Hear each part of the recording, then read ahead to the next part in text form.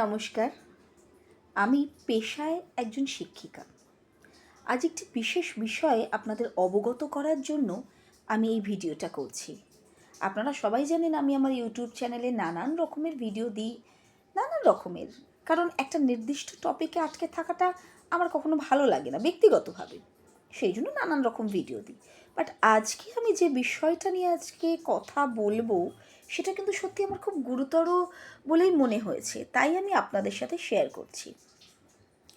দেখুন, আমরা তো শিক্ষিকা, আমরা বিদ্যালয়ে পড়াই। আমি ব্যক্তিগতভাবে শুধু একটি বিদ্যালয় নয়, একটি বিশ্ববিদ্যালয়ের সাথেও যুক্ত। সেখানেও আমি বহু বছর পড়াচ্ছি। যাই হোক, আমার ব্যক্তিগত মতে যেটা মনে হয়েছে যে আমরা ছাত্রছাত্রী তৈরি করি মানে সমাজ গঠন করি।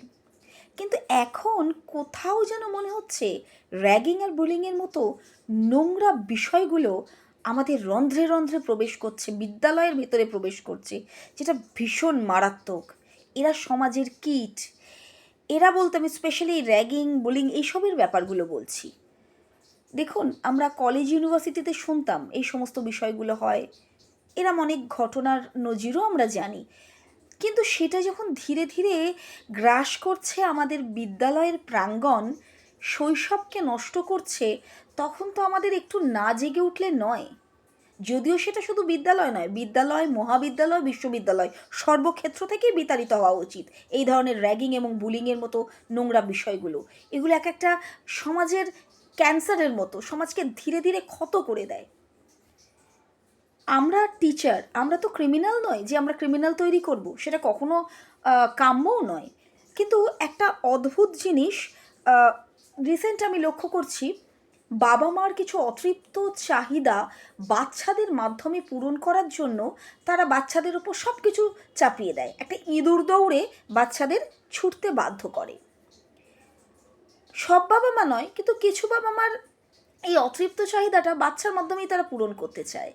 দেখুন, একটা জিনিস তো সত্যি, আপনি একটা বালতিতে 10 বালতি জল ঢাললেও তাতে 1 বালতি জলই ধরবে, তার যতটা গ্রহণ ক্ষমতা ততটাই ধরবে। ঠিক তেমনি সব ছাত্রছাত্রীরই এক একজনের এক এক রকম গ্রহণ ক্ষমতা, যার যতটা গ্রহণ ক্ষমতা সে ততটাই গ্রহণ করবে, বাকি আপনি যতটা দেবেন সেটা নষ্ট হবে, মানে বেরিয়ে যাবে, সে নিতে পারবে না। তাই বাচ্চাদের ইঁদুর দৌড়ে দৌড় করাবেন না, স্বাভাবিকভাবে ওরা যতটা নিতে পারবে ততটাই দিন। এটা গেল একটা দিক। এবার এই র্যাগিংয়ের প্রসঙ্গে কেন আমি এই কথাটা বললাম সেটা বলছি।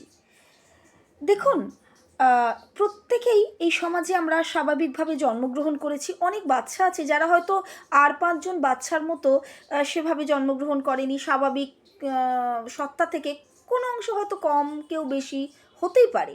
কেউ অটিস্টিক চাইল্ড, কেউ হয়তো স্পেশাল চাইল্ড হতেই পারে, তারা তো আমাদেরই সন্তান। আর সবথেকে বড় কথা, কিছু ছাত্রছাত্রীর মধ্যে এই ধরনের বিষ ঘনীভূত হয়েছে যে তারা এই ধরনের শিশুদের, মানে আমি শিশুই কথাটা বলবো কারণ আমি যেহেতু একজন শিক্ষিকা, আমার কাছে স্কুল থেকে শুরু করে স্কুল, কলেজ, ইউনিভার্সিটিতে যারা ছাত্রছাত্রী তারা আমাদের কাছে আমাদের সন্তান সম, তারা আমাদের কাছে শিশুই। তো একজন অপরজনকে হেয় করে অপরজনের বাঁচার অধিকারটা তার থেকে যেন কেড়ে নিচ্ছে কোনো একটা জায়গায়, যে কারণে আত্মঘাতী হওয়ার প্রবণতা বাড়ছে এই সমস্ত অসহায় শিশুদের। অথচ ভেবে দেখুন, এই সমস্ত অসহায় শিশুরা হয়তো তারা আমাদের আর 5জনের থেকে কোনো অংশে হয়তো দুর্বল বা পিছিয়ে আছে, হতেই পারে, কিন্তু তারা অনেক জায়গায় এগিয়ে আছে যেখানে আমরাও এগোতে পারিনি। আমরা গ্রেটফুল তাদের কাছে। আসলে কি জানেন তো, যখন একটা চিন্তাধারার সাথে আর একটা চিন্তাধারা মেলে না, তখনই আমরা তাকে বলি আমাদের থেকে আলাদা, কিন্তু হয়তো এমনও হতে পারে তারা আমাদের থেকে অনেক অংশে এগিয়ে আছে। তাই জন্য আমি একটা কথা বলবো, বাবা মা আপনারা কিন্তু আপনাদের সন্তানকে সুশিক্ষা দিন, কারণ এমন কোনো শিক্ষা দেবেন না যেটা ভবিষ্যতে আপনাদেরই সাফারার হতে হয়।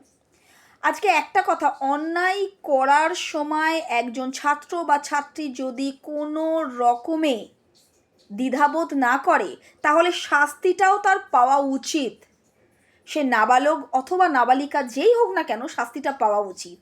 সে নাবালক বা নাবালিকা হয়ে যখন আরেকজন অসহায় বাচ্চাকে নানান রকমভাবে নেতিবাচক কথা বলে তাকে হয়তো সরাসরি বলছে না যে তুই মরে যা, এই কথা বলছে না, কিন্তু তাকে মৃত্যুর দিকে ঠেলে দিচ্ছে, এমন ধরনের কথা বলছে, এমন নজির চারিদিকে দেখা যাচ্ছে, শোনা যাচ্ছে। এটা কি উচিত? এটা কি উচিত? আমরা সবাই এই পৃথিবীতে সমান অধিকার নিয়ে জন্মেছি। তাহলে যারা এই অসহায় শিশু, আমরা যদি সুস্থ হই, আমাদের তো সবার আগে কর্তব্য তাদের হাত ধরে এগিয়ে নিয়ে যাওয়া, সহানুভূতির, ভালোবাসার হাত বাড়িয়ে দেওয়া। তা না করে আমরা আমরা কি তৈরি করছি? আজকে ভাবুন তো, আপনার আমার ঘরেও বাচ্চা আছে, তাই না?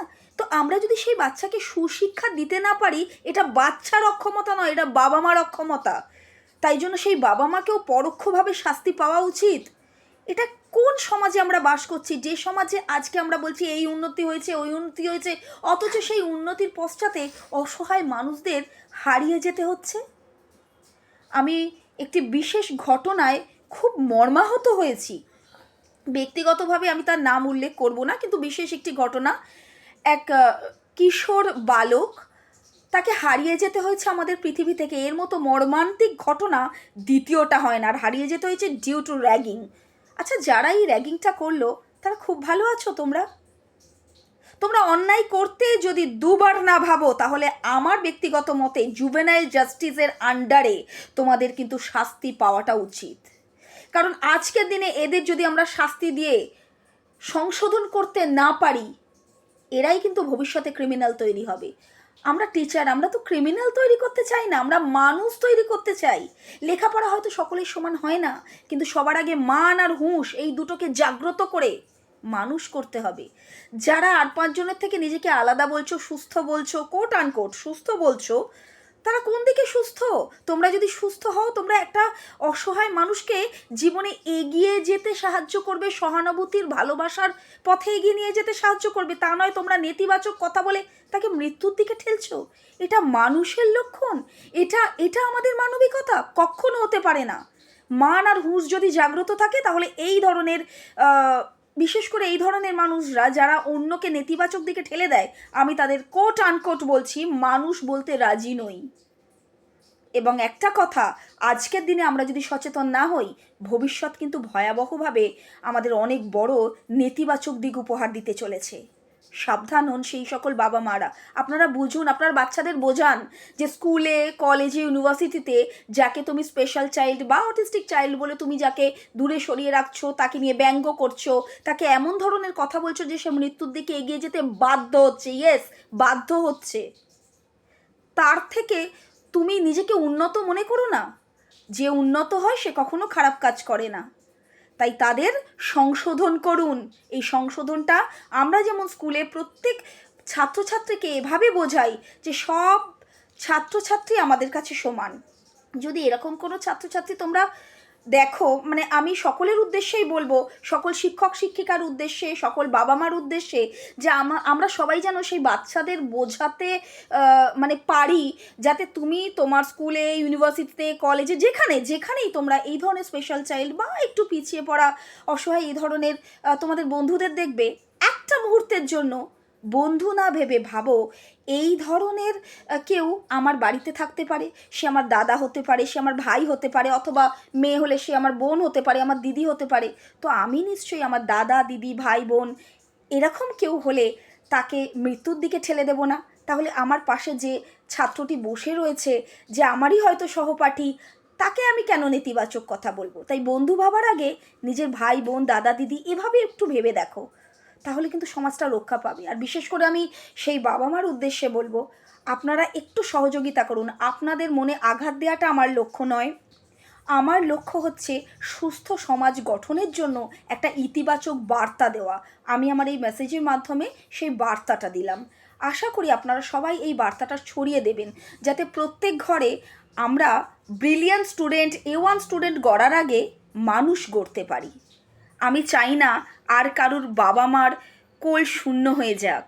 প্রত্যেক বাবা মার কোল ভরে থাকুক মান হুঁশে সম্পূর্ণ সন্তান দিয়ে, এবং নিজে বাঁচো, অন্য কেউ বাঁচাও। এটাই যেন আমাদের সকলের মূল মন্ত্র হয়। আমি যদি কোনো রকমভাবে কোনো ভুল বলে থাকি, আমি ক্ষমা প্রার্থী। তবে আমার কথাটা ইতিবাচক দিকেই আমি বার্তারূপে আপনাদের কাছে পৌঁছে দিলাম। নমস্কার।